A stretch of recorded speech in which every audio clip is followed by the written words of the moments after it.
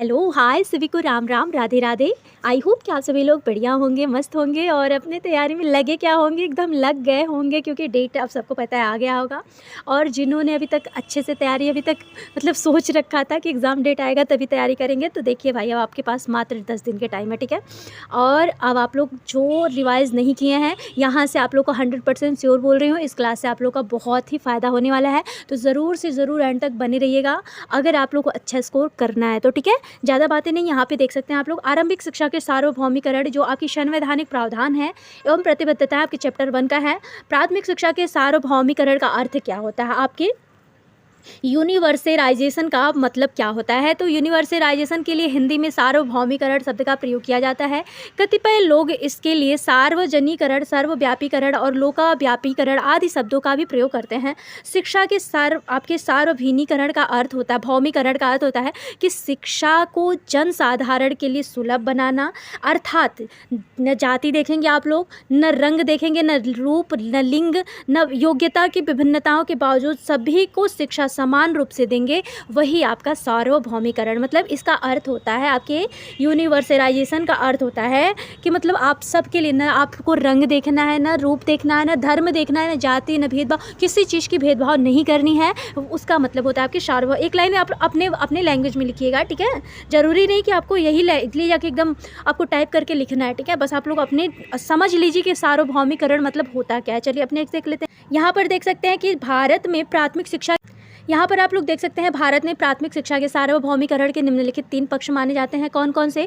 तो सुविधाओं का सार्वभौमिकरण, एक होता है नामांकन का सार्वभौमिकरण और एक होता है आपके अस्थायित्व का सार्वभौमिकरण। क्या होता है? सुविधाओं का, नामांकन का और आपके अस्थायित्व और आपके सार्वभौमिक, आपके अस्थायित्व का सार्वभौमिकरण होता है। तो भारत में शिक्षा के कितने? तो 3 पक्ष हैं, सुविधा का, नामांकन का और आपके अस्थायित्व का, ठीक है। आपके जो सुविधाओं का सार्वभौमिकरण है उसका मतलब क्या है? तो बालक को उनके घर के पास ही शिक्षा प्राप्त करने की सुविधा होनी चाहिए। विद्यालय की व्यवस्था ऐसे स्थान पर हो जहां प्रत्येक बालक अपने घर से चलकर आसानी से पहुंच सके। इसके लिए प्रत्येक गांव, चाहे वह कितना ही छोटा क्यों ना हो, प्राथमिक विद्यालय होना ही चाहिए। इसके साथ साथ प्राथमिक विद्यालय ऐसे स्थान पर बनवाएं ताकि जहां पहुंचने में बालक को कोई भी परेशानियां, असुविधाएं ना फील हो, ठीक है। तो अगर सुविधाओं का सार्वभौमिक मतलब सुविधा होनी चाहिए बच्चों को। और अगर प्राइमरी स्कूल अगर गांव में रह रहा है तो उससे मतलब ज़्यादा, मतलब जो भी स्कूल है, जो भी शिक्षा के लिए स्कूल है वो बेटर रहेगा। अगर गांव में रहे तो बच्चे को ज़्यादा जाने में, दूर तक जाने में सुविधा नहीं रहे, असुविधा नहीं होगी और वो शिक्षा जो है ईजिली तरीके से प्राप्त कर सके। एक है आप लोगों का नामांकन पर, नामांकन का सार्वभौमिकरण। तो नामांकन के सार्वभौमिकरण का अर्थ होता है कि 6 से 14 वर्ष तक का देश के सभी बालक बालिकाओं को प्राथमिक शिक्षा नामांकन कराना, अर्थात प्राथमिक विद्यालयों में प्रवेश दिलाना। इसीलिए विद्यालयों की सुविधा उपलब्ध कराने, अर्थात घरों में के निकट विद्यालयों की स्थापना करने के बाद यह प्रयास किया जाना चाहिए कि सभी बालक बालिकाओं विद्यालयों में अपने मतलब अपने जाके नामांकन कराएं। मतलब नामांकन का सार्वभौमिकरण का मतलब ये है कि 6 से 14 वर्ष तक के जो भी देश के सभी बालक हैं, बालिकाएं हैं, प्राथमिक शिक्षा में नामांकन कराना, अर्थात प्राथमिक विद्यालयों में प्रवेश दिलाना, उनके सुविधा के लिए उपलब्ध कराने का, अर्थात घरों के पास मतलब निकट विद्यालयों की स्थापना करना, मतलब ये सारे प्रयास जो है करना चाहिए ताकि बच्चे जो हैं ज़्यादा से ज़्यादा नामांकन करवाएं और वो शिक्षा के लिए अग्रसर हो, ठीक है। एक है आप लोगों का अस्थायित्व, अस्थायित्व का सार्वभौमिकरण। तो इसका मतलब क्या होता है ये भी देख लीजिए। अस्थायित्व का सार्वभौमिकरण का अर्थ होता है कि विद्यालय में नामांकन कराने अर्थात प्रवेश लेने के उपरांत प्राथमिक शिक्षा की समाप्ति तक बालक का विद्यालय में बने रहना। स्कूलों की व्यवस्था हो जाने पर इनमें जो प्रवेश लेने के बाद यह ध्यान दिया जाना चाहिए कि बालकों के साथ किसी प्रकार का अवरोधन नहीं होना चाहिए। ये प्राथमिक शिक्षा पूरी कर लेने के बाद ही विद्यालयों को छोड़ें। मतलब अस्थायित्व का मतलब ये होता है कि विद्यालय में नामांकन जो बच्चा करा रहा है, चाहे प्रवेश ले रहा आपके, तो उसके उपरांत अगर बालक को कोई भी व्यवस्था ऐसा असुविधा ना दीजिए कि बच्चे को बीच में मतलब शिक्षा को छोड़ना पड़े और वो अवरोध उत्पन्न हो, ठीक है। तो मतलब बच्चा जब तक पूरी शिक्षा प्राप्त नहीं कर ले रहा है तब तक आपको कोई मतलब अधिकार नहीं है कि आप बच्चे को मतलब कुछ ऐसा करें, असुविधा प्रदान करें ताकि बच्चों में जो शिक्षा में अवरोध आता है वो रुक जाए, ठीक है। यहाँ पे देख सकते हैं शिक्षा से संबंधित जो संस्तुतियाँ हैं आपकी क्या क्या है। तो बालकों के लिए निःशुल्क एवं अनिवार्य शिक्षा आपके अनुच्छेद 21A नागरिकों को शिक्षा संस्थानों में प्रवेश का अधिकार मिला है अनुच्छेद 29(2) और अनुच्छेद 45 में, ठीक है।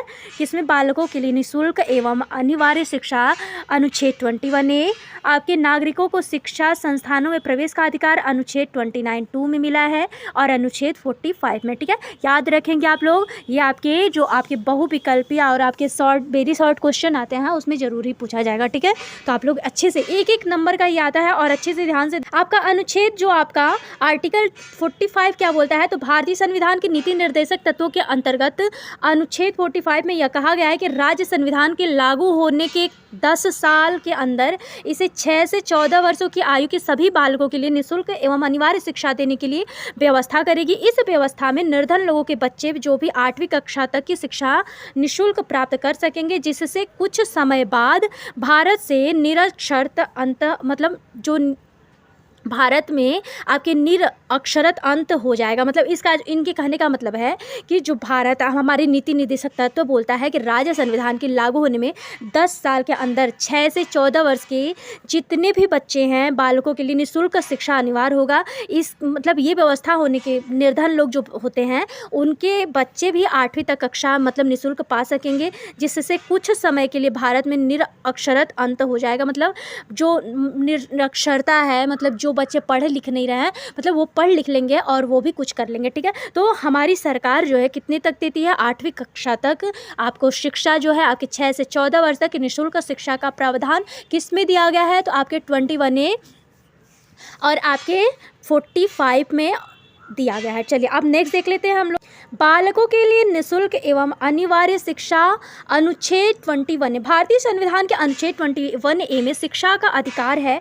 यह प्रावधान करता है कि राज्य 6 से 14 साल के सभी बच्चों को मुफ्त एवं अनिवार्य शिक्षा देगा और इससे 2002 के 86वें संविधान संशोधन आपके अधिनियम के जरिए जोड़ा गया था। इसे एक अहम मील का पत्थर माना जाता है क्योंकि देश का मकसद जो है सभी के लिए शिक्षा हासिल करना। देखिए हमारी जो अनुच्छेद 21 क्या बोलती है, तो भारतीय संविधान के अनुच्छेद 21 में शिक्षा का अधिकार दिया गया है। यह प्रावधान करता है कि राज्य जो है हमारी 6 से 14 साल के सभी बच्चों को मुफ्त और अनिवार्य शिक्षा को देगा और इससे 2002 के 86वें संविधान संशोधन अधिनियम के जरिए जोड़ा गया था। इसके अहम मील का पत्थर माना जाता है क्योंकि देश का मकसद यही है कि सभी बच्चे जो हैं शिक्षा को हासिल कर सकें। और ये बात आप लोग आपके 1927 में किसने दिया था, आपके सबसे पहले आपके वर्धा योजना किसने, महात्मा गांधी जी ने, और शिक्षा के लिए ही उन्होंने अग्रसर सबसे पहले महात्मा गांधी जी ने ही किया था, ठीक है। नेक्स्ट देख लेते यहाँ पर आप लोग देख सकते हैं कि इस अधिकार को लागू करने के लिए संसद ने साल 2009 में निःशुल्क और अनिवार्य शिक्षा अधिनियम पारित करा। यह अधिनियम आपके 1 अप्रैल 2010 से लागू हुआ था, ठीक है। कब इस अधिकार को लागू करने के लिए संसद ने साल 2009 में निःशुल्क एवं अनिवार्य शिक्षा को अधिनियम पारित किया। यह अधिनियम जो बोलता है कि 1 अप्रैल 2010 से लागू हुआ था, ठीक है। तो यहाँ तक आप लोग का क्लियर हुआ कि 21A जो है 45 हमारी 6 से 14 वर्ष निःशुल्क शिक्षा प्रदान करती है हमारी गवर्नमेंट। 8वीं तक बच्चा जो है कोई भी मतलब निरक्षरता नहीं रहेगा, सब लोग पढ़े लिखे रहेंगे और इसका एक ही उद्देश्य है कि हमारे देश में कोई भी अशिक्षित ना बचे, ठीक है। यहाँ पर देख सकते हैं कि नागरिकों को जो है शिक्षा संस्थानों में प्रवेश का अधिकार कब मिला था, तो आपके अभी आप लोग पढ़े हैं कि शिक्षा संस्थानों में प्रवेश का अगर अधिकार पूछेगा तो अनुच्छेद 29(2) में, ठीक है। भारतीय संविधान के अनुच्छेद 29(2) के मुताबिक किसी भी नागरिक को धर्म के आधार पर, जाति के आधार पर, मूल वंश, भाषा या इनमें से किसी के आधार पर राज्य द्वारा पोषित या राज्य निधि से सहायता प्राप्त करने वाली किसी शिक्षा संस्था में प्रवेश से वंचित नहीं किया जाएगा। इसका मकसद एक ही है कि भारत में रहने वाले धार्मिक, भाषाई और सांस्कृतिक अल्पसंख्यक के हितों की रक्षा करना। यहाँ पे इनके कहने का मतलब है कि हमारे देश में जो रूढ़िवादिता है, जो स्टीरियोटाइप जो भी फैला हुआ है, तो नागरिक जो है किसी भी धर्म पर, किसी जाति पर, किसी मूल वंश या किसी के भाषा पर कोई मतलब आप लोग रोक नहीं लगाएंगे। और ये किस अनुच्छेद में बोलता है, तो 29(2) में, ठीक है। तो नागरिकों को मतलब सार्वभौमिक शिक्षा प्रदान करता है अनुच्छेद 29(2), ठीक है। यहाँ तक आप लोग का क्लियर हुआ। डेट एकदम मत भूलिएगा क्योंकि एक एक नंबर आपके वेरी शॉर्ट में ये आएगा, ठीक है।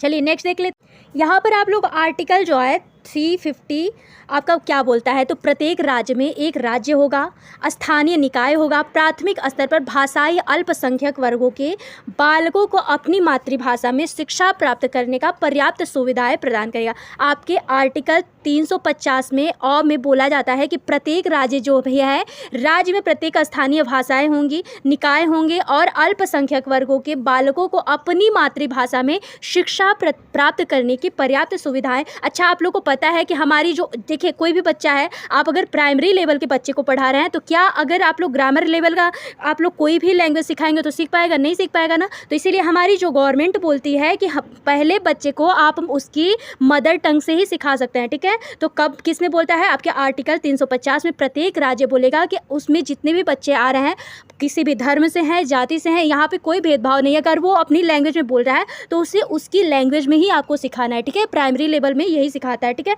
संविधान 42वां क्या बोलता है? तो संविधान आपके 1976 द्वारा समाजवाद, धर्मनिरपेक्षता और अखंडता शब्द का प्रस्तावना में जोड़ दिया गया है। जो आपके 42वें संविधान संशोधन 1976 में हुआ था, तो इसमें क्या क्या समाजवाद को, धर्मनिरपेक्षता को और अखंडता शब्द को प्रस्तावना में जोड़ दिया गया है। ये भी आप लोग 1 नंबर में आएगा, याद रखिए। नेक्स्ट देख लेते हैं कि यहाँ पर आप लोग देख सकते हैं कि भारतीय संविधान जो हमारा है, भारतीय संविधान का निर्माण एक संविधान सभा के द्वारा किया गया, जिसके अध्यक्ष कौन थे? तो डॉक्टर राजेंद्र प्रसाद थे। 29 अगस्त 1947 को संविधान सभा द्वारा डॉक्टर भीमराव अंबेडकर को अध्यक्षता में प्रारूपण समिति बनाई गई। गंभीर चिंतन और व्यापक विचार विमर्श के पश्चात संविधान सभा द्वारा इसे 26 नवंबर 1949 को स्वीकार कर लिया गया, जिसमें 26 जनवरी 1950 को लागू किया गया। इसीलिए प्रत्येक वर्ष 26 जनवरी को हम गणराज्य या गणतंत्र दिवस के रूप में, राष्ट्रीय त्यौहार के रूप में मनाया जाता है। तो ये भी याद रखिएगा कि भारतीय संविधान का निर्माण एक संविधान सभा के द्वारा किया गया था, जिसके अध्यक्ष कौन थे? तो आपके डॉक्टर राजेंद्र प्रसाद थे। 29 अगस्त 1947 को संविधान सभा द्वारा डॉक्टर भीमराव अंबेडकर को अध्यक्षता में प्रारूपण समिति बनाई गई, जिसमें आपके गंभीर चिंतन और व्यापक विचार विमर्श के पश्चात संविधान सभा द्वारा 26 नवंबर 1949 को स्वीकार किया गया और लागू कब हुआ? तो 26 जनवरी 1950 को लागू किया गया। इसीलिए प्रत्येक आप लोग देखते हैं कि गणतंत्र दिवस कब मनाया जाता है? तो आपके 26 जनवरी।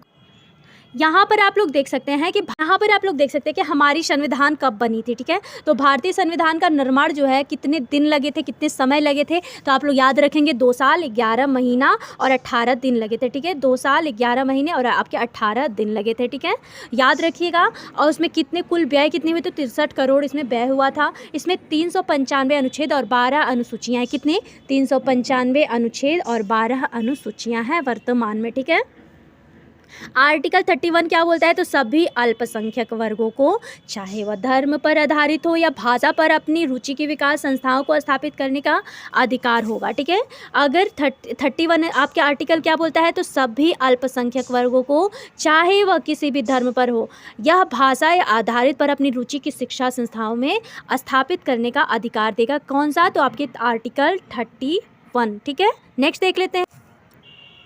यहाँ पर आप लोग देख सकते हैं संविधान की संघीय और राज्य की और समवर्ती सूचियां और उनमें शिक्षा संबंधी प्रावधान क्या है? तो भारतीय संविधान में देश की शासन व्यवस्था को सुचारू रूप से चलाने के लिए शासन के समस्त कार्यों को निम्नलिखित 3 सूचियों में विभाजित किया गया है।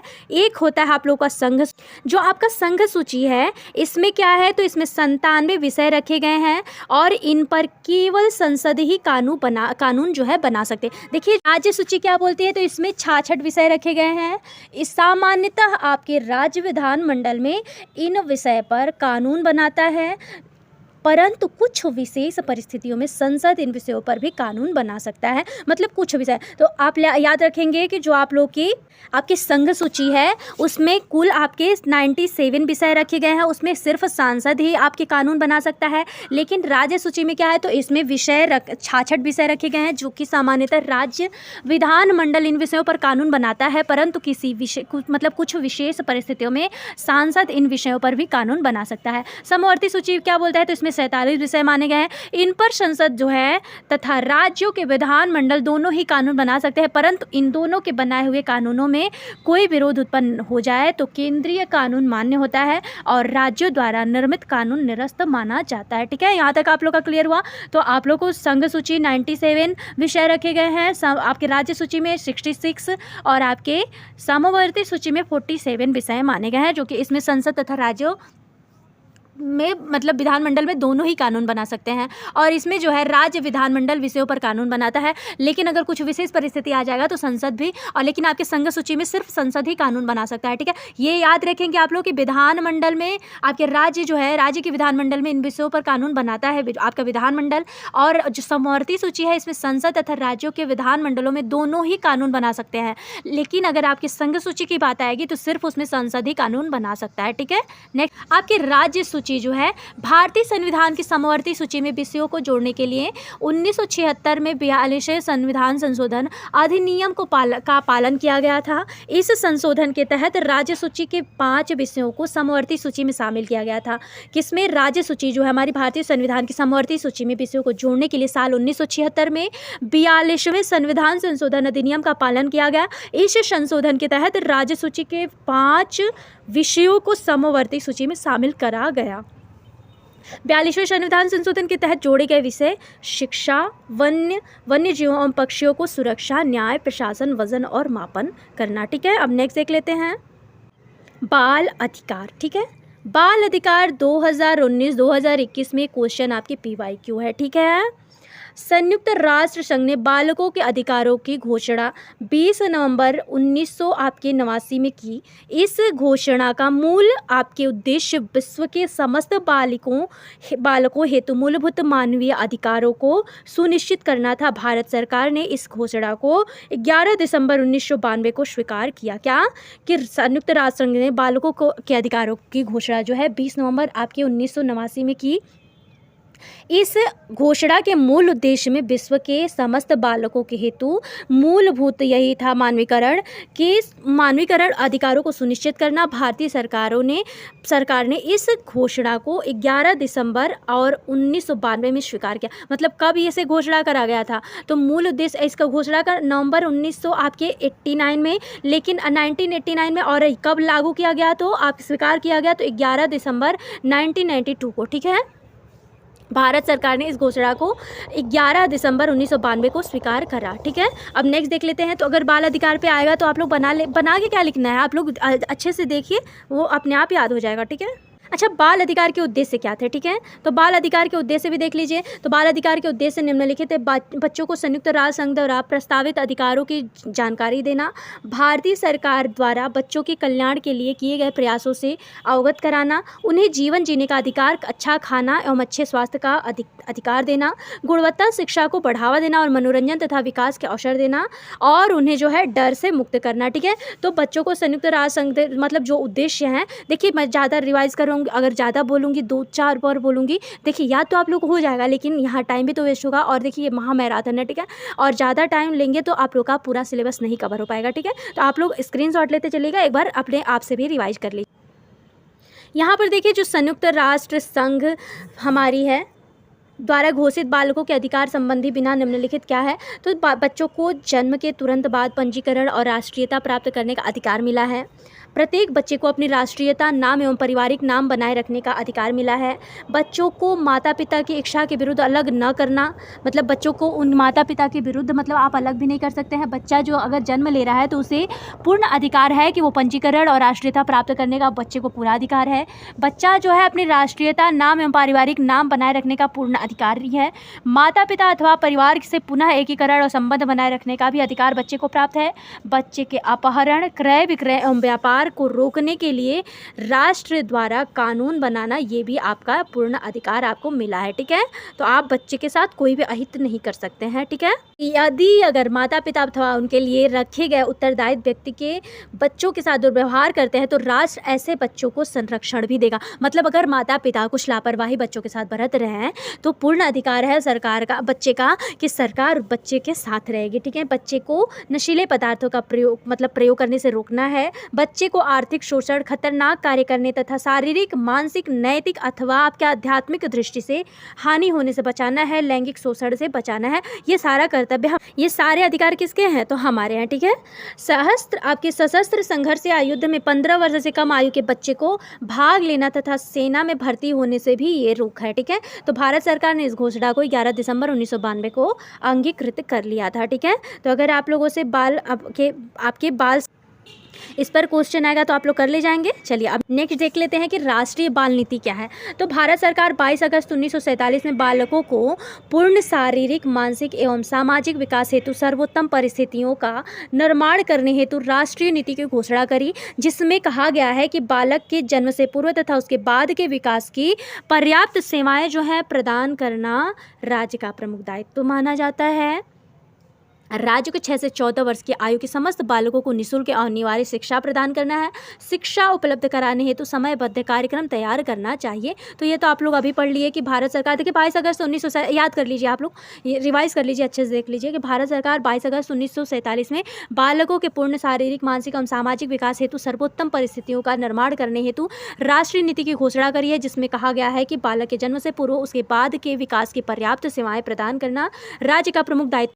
और आपके 6 से 14 वर्ष की आयु के समस्त बालकों को निःशुल्क एवं अनिवार्य शिक्षा उपलब्ध कराने हेतु समयबद्ध कार्य करना तैयार करना भी चाहिए, ठीक है। आप नेक्स्ट देख लेते कि बालकों को उनके माता पिता से तब तक अलग नहीं करना है आपको जब तक कि वह जीवन यापन में सक्षम ना हो जाए। मतलब जब तक वो खुद से मैच्योरिटी नहीं आ जा रही है तब तक आप उसके माँ बाप से आप अलग नहीं कर सकते हैं। राज्य द्वारा बालकों के पोषक तत्वों के अभाव को दूर करने के लिए पोषाहार कार्यक्रम चलाया जाना चाहिए। राज्य द्वारा 14 वर्ष से कम आयु के किसी भी बालक को जोखिमपूर्ण उत्पादक कार्यों में लगाने की अनुमति नहीं दी जानी चाहिए।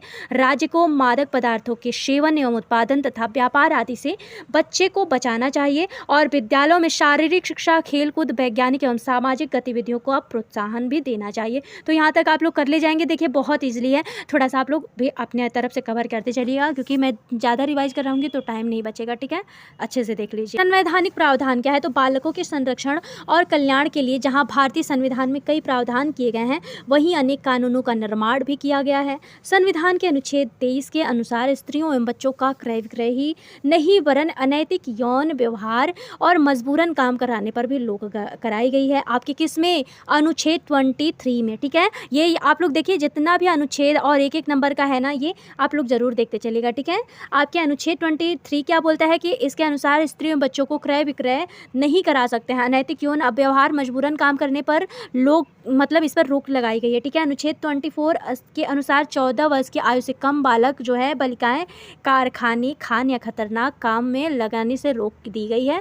अभी आप लोग ऊपर पढ़े हैं कि 15 वर्ष से अगर बच्चा कम है तो उसे ये सारे कार्य नहीं किया। और किस आर्टिकल में बोलता है? तो आपके आर्टिकल 24 बोलता है। आर्टिकल 23 बोलता है कि इसके अनुसार किसी भी बच्ची या किसी बच्चियों पर, किसी स्त्रियों पर अथवा किसी बच्चे पर आप लोग मतलब क्रय विक्रय का चाहे शारीरिक, मानसिक कोई भी आप लोग नुकसान नहीं पहुंचा सकते हैं, वरना सरकार कार्रवाई करेगी। यहाँ पर आप लोग देख सकते हैं कि आपके 2000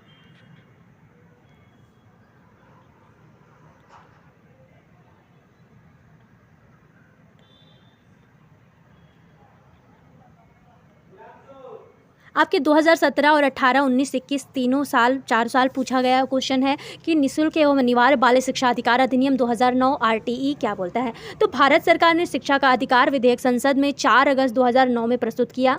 संसद को दोनों सदनों लोकसभा और राज्यसभा द्वारा इसे पारित करने का 26 अगस्त 2009 को राष्ट्रपति ने इस विधेयक पर हस्ताक्षर किए, इसे कानून बना दिया और इसे बालकों को निःशुल्क एवं अनिवार्य शिक्षा का अधिकार अधिनियम 2009 राइट ऑफ आपके children to free and compulsory education act 2009 के नाम से शुरू कर दिया, ठीक है। तो याद रखेंगे आप लोग कब शुरू हुआ, तो आपके 4 अगस्त 2009 को प्रस्तुत किया गया और राष्ट्रपति ने इसे विधेयक पर हस्ताक्षर और कानून का पारित किया। कानून कब बनाया? तो 26 अगस्त 2009 में संसद के दोनों सदन लोकसभा और आपके राज्यसभा द्वारा इसे पारित किया गया, ठीक है। तो आप लोग याद रखेंगे आपके RTE 2009 भारत सरकार ने शिक्षा का अधिकार विधेयक संसद में 4 अगस्त 2009 को प्रस्तुत प्रस्तुत किया। संसद में आपके लोकसभा और राज्यसभा दोनों ने मिलकर इसे कानून पारित किया और 26 अगस्त 2009 को राष्ट्रपति ने इस पर हस्ताक्षर करके इस विधेयक पारित कर दिया। ठीक है, इसे कानून बना दिया। इसे बालकों का निःशुल्क एवं अनिवार्य शिक्षा का अधिकार अधिनियम 2009 के नाम से जाना जाता है। ठीक है, संक्षेप में इसे शिक्षा का अधिकार अधिनियम 2009 भी कहा जाता है।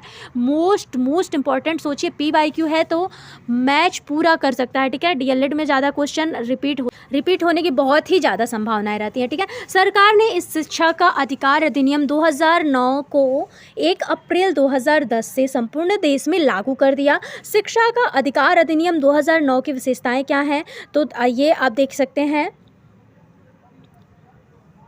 2019 और 18 में क्या पूछा है, 6 से 14 वर्ष तक के आयु के प्रत्येक बालक का अनिवार्य रूप से प्राथमिक शिक्षा प्राप्त करने का अधिकार है। बालक की यह शिक्षा जो है पूर्णतः निःशुल्क होगी। ठीक है, तो यहाँ तक आप लोग का क्लियर हुआ। देखिए, मैं ज़्यादा आप लोग को इसलिए रिवाइज नहीं करा क्योंकि यही सारे क्वेश्चन हैं घुमा फिरा के आपसे RTE पूछेगा, आपसे आर्टिकल 21, 23, 24 के बारे में पूछेगा, बहुत पूछेगा, डीपली पूछेगा, तो आपके संविधान के बारे में पूछ सकता है। तो आप लोग अच्छे से देख, यदि कोई बालक जो है अपने 6 वर्ष की आयु पर किसी विद्यालय में प्रवेश नहीं ले पाता है तो वह बाद में अपनी आयु के अनुरूप कक्षा में प्रवेश प्राप्त कर सकता है। यदि किसी विद्यालय में प्राथमिक शिक्षा पूर्ण करने की व्यवस्था नहीं है तो बालक को किसी दूसरे विद्यालय में स्थानांतरण लेने का भी पूर्ण अधिकार माना जा रहा है। उन स्थानों पर जहाँ विद्यालय नहीं है, अधिनियम लागू होने के 3 वर्षों की कालावधि में विद्यालय जो है स्थापित करने का उत्तरदायित्व जो है राज्य सरकार और उसके अधिकारियों का होगा। मतलब जिन स्थानों पर विद्यालय नहीं है, अधिनियम लागू होने के 3 वर्षों की कालावधि में विद्यालय स्थापित करने का उत्तरदायित्व राज्य सरकार और उनके अधिकारियों को होगा। ये टॉपिक ध्यान से देखते चलिएगा क्योंकि ये सारे तो आप लोग रिवाइज कर ही लिए होंगे, क्योंकि अब कितने बार बोले।